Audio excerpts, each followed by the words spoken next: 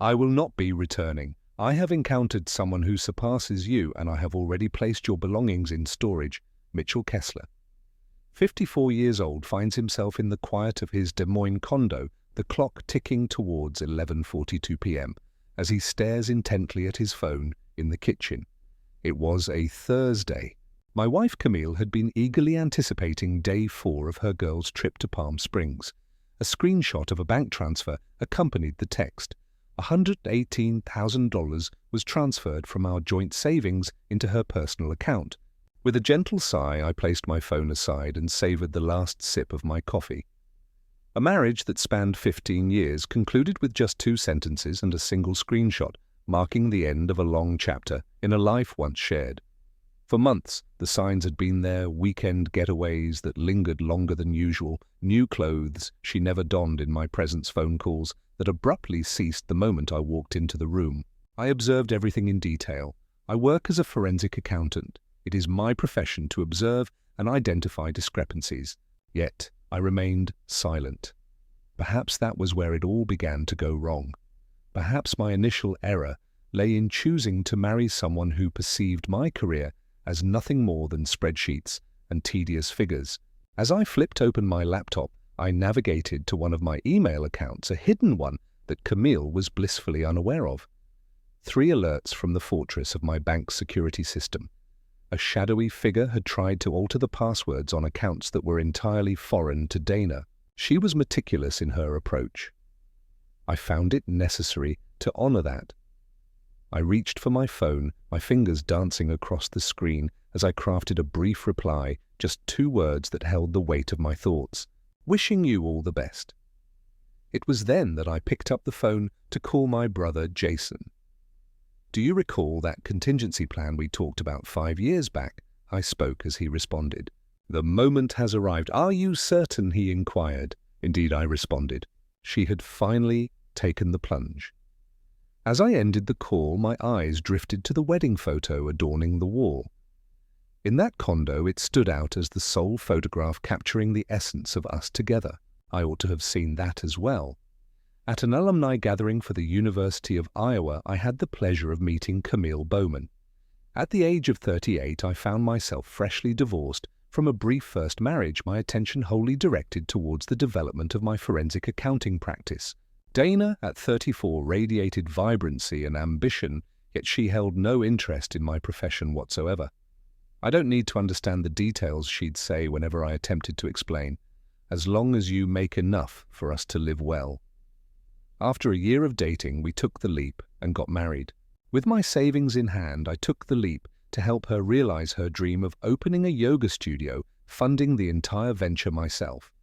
When she expressed her desire for a larger home and a more desirable neighborhood, I found myself in agreement. As she expressed her desires for luxury cars and lavish vacations, I simply nodded and signed the checks without hesitation. Once my father had issued a warning to me. As we toiled away on his deck, he halted, the hammer poised in his grip. "Son, I've observed that your wife tends to spend quite a bit of your money," he remarked thoughtfully. "Ensure that she appreciates the efforts you put in to deserve it." I dismissed his words, yet they lingered in my mind. 6 years into our marriage, I found myself subtly rearranging my assets, merely a matter of safeguarding nothing unlawful. In my journey, I founded 2 limited liability companies, set up trusts, ventured into the world of cryptocurrency, and managed offshore accounts for clients across the globe. Camille was aware of our shared checking and savings accounts, but beyond that she was in the dark. I observed her gradual immersion into the world of fitness influencers. Her Instagram followers blossomed into the thousands. She began embarking on journeys with her wellness community. First came the weekends, and then the full weeks followed. "You wouldn't enjoy it," she'd say. "It's a world filled with yoga discussions and the allure of juice cleanses." Last Christmas, she overlooked my birthday. When I brought it up the following day, she surprised me with an expensive watch and explained, "I've just been so busy with the studio expansion." With the watch now in my possession, I spent that night meticulously finalizing the details of my contingency plan. All the signs were present. I simply averted my gaze from the complete scene. As dawn broke the following day, I rose with the sun brewing my coffee just like I always did. Breaking habits proves to be a formidable challenge, especially in the wake of a world that has crumbled around you. As I entered the familiar interface of my primary financial management system, a tool originally crafted for my practice, yet tailored for my personal needs, I felt a sense of purpose wash over me. With a few keystrokes, I set in motion the contingency protocol that Ethan and I had meticulously crafted years ago. Initially, I took the step of freezing all joint accounts and credit cards. In that moment, I set in motion a fraud alert regarding the $118,000 transfer, leveraging my banking contacts to hasten the proceedings. With a heavy heart, I dispatched the documentation that laid bare the financial misconduct to my attorney, accompanied by clear instructions to initiate the divorce proceedings without delay. After that, I reached out to my mother. Camille has departed from my life, I stated with a certain calmness. While she was supposedly on vacation, she took the money and moved my things out. My mother fell silent for a moment. "Apologies, Leonard," she finally uttered, "yet I can't claim to be taken aback." "What will you choose to do next?" I responded with a sense of purpose, revealing the culmination of years of preparation. "Guard what belongs to me." An hour later, the screen of my phone illuminated with Dana's name. I chose not to answer the call. After that, there were 10 more calls and then a text arrived. "What on earth have you done? The funds have vanished and my cards are no longer functional." I chose not to respond. Instead, I made my way to the storage facility mentioned in her text. With the code she had provided, I managed to retrieve 2 boxes filled with my clothes and my laptop. My remaining possessions, family photos, cherished books and mementos from my father had vanished without a trace. At that moment, a resolve solidified within me. This had transcended the realm of mere finances. 15 years had slipped away, cast aside without a moment's reflection. It was a tale of someone believing they could wipe me from the very fabric of my own existence. As I entered the cozy coffee shop, the aroma of freshly brewed coffee enveloped me, and I settled down, opening my laptop with a sense of anticipation.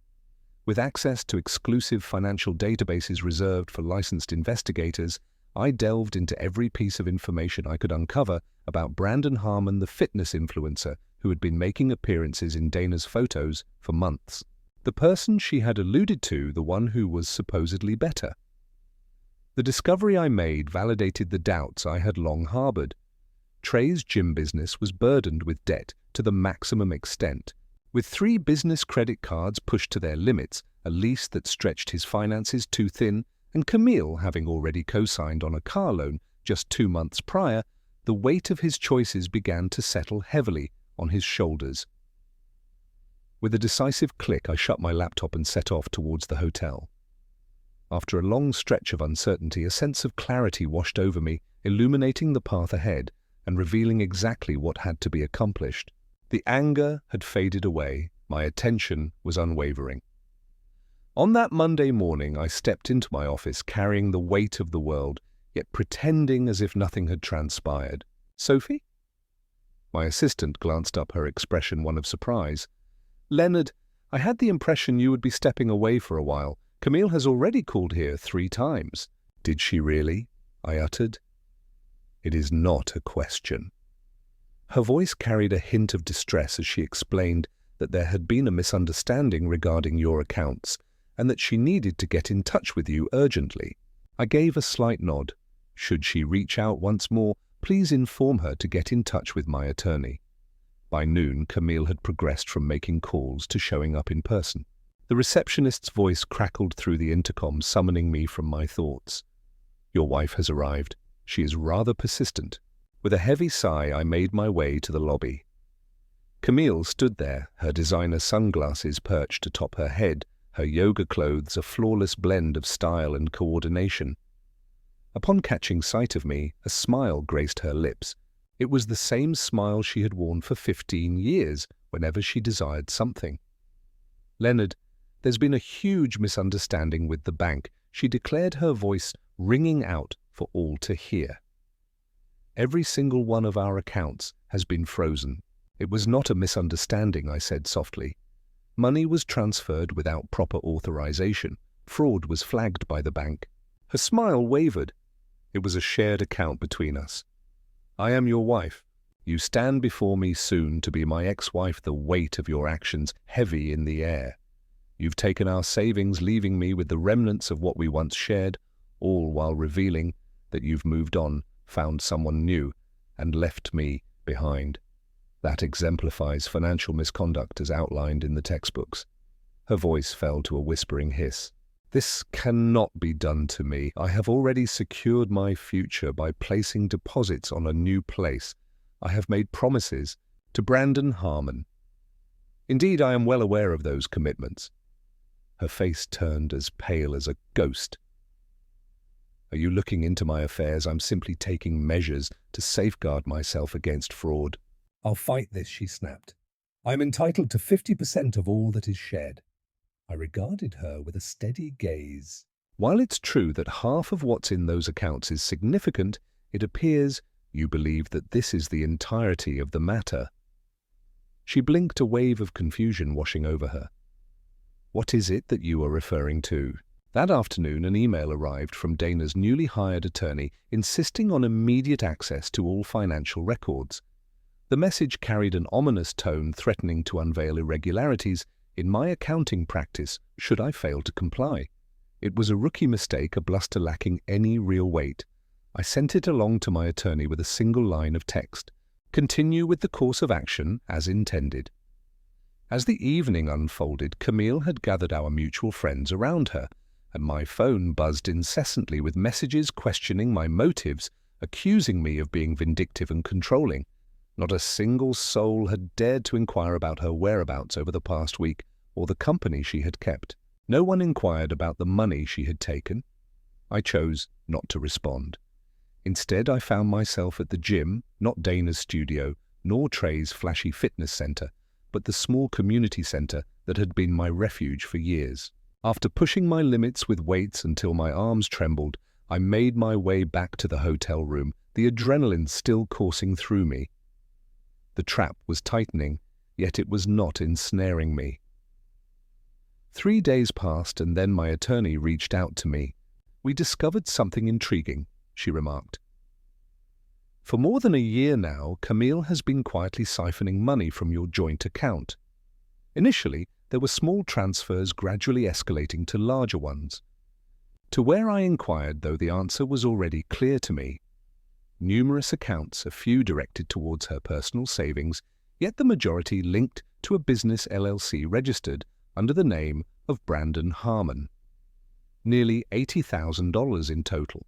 She drew upon our shared resources as the foundation. Indeed, this allows us to include financial infidelity in the divorce filing. With a sense of gratitude, I expressed my thanks and then ended the call. Though I had anticipated it, the confirmation landed like a heavy blow to my stomach.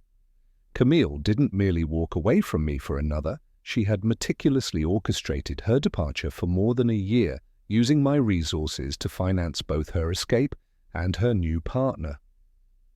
On that particular night, a message arrived from a number I did not recognize. It would be wise for you to take a step back. Camille is worthy of so much more than what you offer. Let's not complicate things more than necessary. Brandon Harmon stepping into the fray himself. Fascinating. The following morning, I set out on a drive to my brother's house. In the realm of digital security, Ethan thrived his skills weaving seamlessly with my own financial acumen.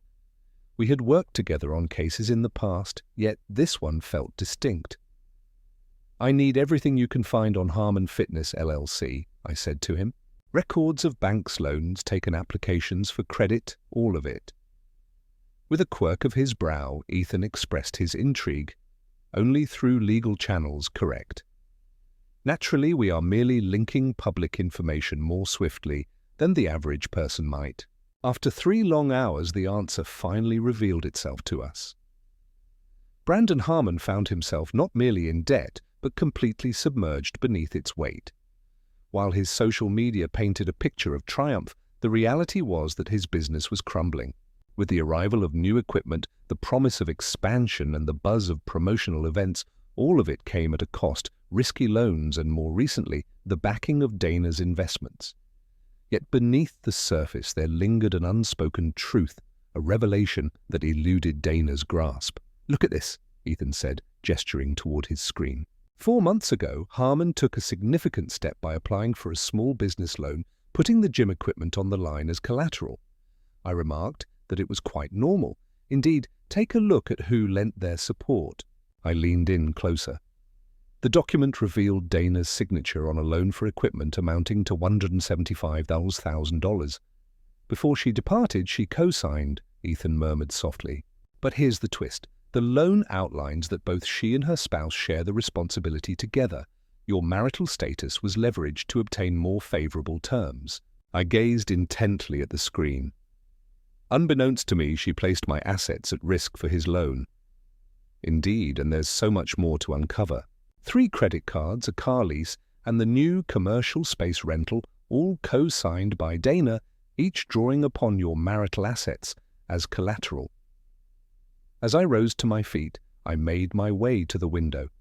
In the yard next door, children frolicked their laughter, ringing out blissfully unaware of the tangled web of adult complexities that lay beyond their carefree play. At last I spoke, revealing the truth. She remains blissfully unaware of her actions, just as he does. The following morning I convened with my attorney and shared all the discoveries we had made. I expressed my urgency to her, saying we needed to act swiftly before they caught on to what was unfolding. As she perused the documents, a nod of understanding escaped her lips. "Today we shall proceed to file for emergency asset protection. The loan fraud stands as a formidable barrier, halting all proceedings until the divorce reaches its conclusion." On that particular afternoon, I found myself behind the wheel, making my way to Harmon Fitness. The gym exuded a sleek, modern vibe, its walls adorned with motivational quotes, while Trey's face greeted everyone at the entrance. Within the space, young adults in their 20s donned workout attire, capturing selfies amidst their lackluster exercise routines. Trey's gaze landed on me without hesitation. In person, he stood taller, his artificial tan and capped teeth revealing the facade of a man who had crafted his career around the allure of appearance. He approached, hand outstretched, a smile finely tuned to the moment. "You must be Leonard," he said. "Camille has spoken of you." I replied, certain she has, yet I did not take his hand. "It's time for a conversation," in a secluded manner. His smile wavered for a moment, yet he guided me to his office, glass-walled, exposed to all yet soundproof. "What can I do for you?" he asked, as he closed the door behind him. With a deliberate motion, I set a folder down upon his desk. "Here lies the complete collection of financial documents that link you to Dana. Loans, credit cards, leases, all co-signed with our marital assets, standing as collateral." With a careful hand, he reached for the folder. I find myself at a loss. It is straightforward. Camille leveraged our marriage to secure your business loans, but now that we are divorcing, those guarantees no longer hold any weight. As he turned the pages, the color slowly ebbed from his face. All of these are genuine business arrangements between Camille and myself. Perhaps yet the banks granted their approval grounded in our shared assets and income resources she no longer has the means to access. With a decisive motion, he closed the folder. "What is it that you desire?" "There has been no word from you. I felt it was important to share with you what lies ahead. The time is approaching when the banks will demand repayment of those loans. Camille mentioned you had money," he said, his voice taking on a sharper edge. "Money doesn't seem to be a concern for you." "It's never been about the money," I said. Trust existed. I rose to my feet, ready to depart, yet lingered momentarily at the threshold. There's just one more thing to consider. As Camille packed her things and prepared to leave, she carefully selected a few items that held deep sentimental value for me. Snapshots of family, my father's timepiece, treasures beyond monetary value. He held my gaze for what felt like an eternity. "I shall explore the possibilities that lie ahead." With a silent nod, I turned and walked away. The following day, a courier arrived at my hotel bearing a box. Within the confines of the box lay the elusive photographs, my father's cherished watch, and a collection of personal belongings, yet no note accompanied them. That very afternoon, my attorney delivered the news that the emergency asset protection had been granted. Every shared asset would stay locked away until the divorce reached its conclusion. As I entered my financial management system, I took a moment to sift through the alerts that awaited my attention. Camille had made 17 attempts to access our frozen account within the last 24 hours. She had also attempted to secure a new credit line by leveraging our home as collateral. Rejected. Once more, my phone illuminated with her name drawing my attention. This time, I responded. "What have you done?" she demanded, her voice trembling. "The bank summoned Trey's loans, every single one of them. Tomorrow they will be seizing the equipment." "How unfortunate," I remarked, with a sense of calmness. "Leonard, this feels quite vindictive. You're tearing him apart just to settle the score with me." "I am not taking any action against him. I am merely safeguarding myself against deceit. Our marriage was leveraged to secure his loans, all without my knowledge or consent. That action falls outside the bounds of the law." "We can work this out," she said, her voice softening suddenly. "Return to the place where you belong. We shall engage in conversation." 15 years of marriage, and yet she still believed I could be swayed so effortlessly. I said, "There's nothing to work out. The divorce is set to move forward. The investigation into the fraud will persist, and Brandon is destined to discover a costly lesson regarding the importance of due diligence." With a decisive click, I ended the call and swiftly blocked her number. That night, I found myself drifting into a deep slumber more restful than I had experienced in many months. 3 weeks later, I found myself in a conference room waiting as Camille and her attorney made their entrance for our court-ordered mediation. She appeared weary, the designer ensemble and flawless makeup failing to conceal the fatigue that lingered beneath the surface. First, her attorney took the floor. "My client remains open to a fair division of assets, even in light of the aggressive tactics that have been employed up to this point." My attorney offered a courteous smile. "It's reassuring to know that as there has been a recent turn of events." With a graceful motion, she slid a document across the table. "The bank has wrapped up its investigation into the fraud case. It has come to light that Camille took it upon herself to forge Leonard's signature on several loan documents, all the while leveraging their marital assets as collateral completely unbeknownst to him." Dana's attorney glanced over the document, his face draining of color. "We shall require some time to thoroughly examine this matter." "Indeed," my attorney remarked. "However, it is important to note that the bank has taken the step of referring the matter to the district attorney. This gathering serves as a polite gesture prior to the initiation of criminal charges." Camille gazed at me, her eyes filled with astonishment. "Charges of a criminal nature, Leonard? Surely you jest." I held her gaze with unwavering steadiness. "The charges were not filed by me. They were initiated by the bank. Such is the consequence of engaging in loan fraud." Her attorney leaned in, murmuring softly into her ear. With a vigorous shake of her head, she expressed her disapproval. My attorney continued, stating that if Ms. Bowman is willing to sign our proposed settlement agreement today, Mitchell is ready to provide a statement to the bank that could help lessen the criminal implications. He has decided against pursuing charges for the theft of his personal belongings or the unauthorized withdrawal from their joint account. I observed the slow unraveling of Dana's meticulously built universe. She had anticipated a storm of emotions, anger, jealousy, maybe even a plea for mercy. She had never anticipated the repercussions. "The settlement is generous?" I murmured softly. "Your yoga studio remains a beacon of success, consistently thriving as it always has. Your car and personal belongings remain in your possession. You are not entitled to any alimony, and you take on the burden of the debts that were accrued under my name." "And Trey?" she inquired, her voice barely a whisper. "Mr. Harmon's financial issues are his own problem," my attorney replied. "However, in the absence of your husband's assets to support those loans, it appears that the bank has initiated repossession proceedings." With a decisive flourish, Camille signed the papers, offering no further resistance. As we stepped out of the conference room, she reached out and grasped my arm. "I never imagined you would respond in such a way," she remarked. "You consistently followed the flow of things, never straying from the path laid before you." "That was my decision," I responded, "just as this was yours to make." I turned and left, not once glancing over my shoulder. After a month had passed, I found myself leaving the hotel behind and settling into a quaint little house close to downtown Des Moines. Just a straightforward craftsman possessing solid structure, but in need of some tender care. A project that would engage my hands and captivate my mind as the evening unfolds. Through the whispers of mutual friends, I learned that Camille had embarked on a new chapter in Colorado, seeking a fresh start.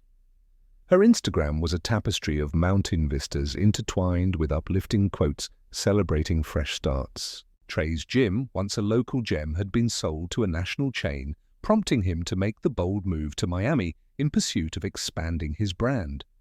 Neither of them spoke of the events that had transpired. It is uncommon for individuals to showcase their shortcomings. One Saturday, my brother Ethan came over to lend a hand with the installation of new cabinets in the kitchen. "Have you heard anything from Dana?" he inquired, his hands busy measuring for the hinges. "No," I replied, "and I don't anticipate that I will. It's clear that you had the opportunity to claim it all from her. The fraud charges by themselves would have guaranteed that outcome." I gave a slight shrug. What would be the purpose? She has ceased to be my concern. In the gentle embrace of quietude, we toiled together, the steady cadence of measuring, cutting, and mounting, weaving a tapestry of tranquility around us. Eventually, I found myself contemplating the idea of taking some time off. Perhaps a journey to Minnesota awaits, where fishing at the cabin could become a cherished adventure. "Dad would appreciate that," Ethan responded. "It has been a while since you last visited, especially since he is no longer with us." As the sun dipped below the horizon, casting a warm glow over the yard, I found myself on the back porch, a glass of bourbon cradled in my hand, reflecting on the moments that had just unfolded after Jason's departure. In the stillness of the neighborhood, the tranquility was punctuated only by the distant bark of a dog or the fleeting laughter of a child, each sound a gentle reminder of life unfolding amidst the calm. Unlike the upscale community that Camille had firmly insisted upon, somehow it feels more authentic. As I reflected on the past 15 years, a tapestry of memories unfolded before me. How I had permitted another to shape my existence, my value. How I had observed the signs, yet opted to overlook them. When the moment finally arrived, I found myself ready, for a part of me had always sensed that this day would come. Victory eluded me. I found no sense of vindication. In that moment, an overwhelming sense of freedom washed over me. The following morning, I picked up the phone and informed my office that I would be taking a 2-week leave of absence. With a sense of purpose, I loaded my truck, secured the house, and set my sights on the northward journey ahead. Without a plan, without any preconceived notions, the vast expanse of the open road stretches ahead, and for the first time in years there was no hidden account of grievances to settle.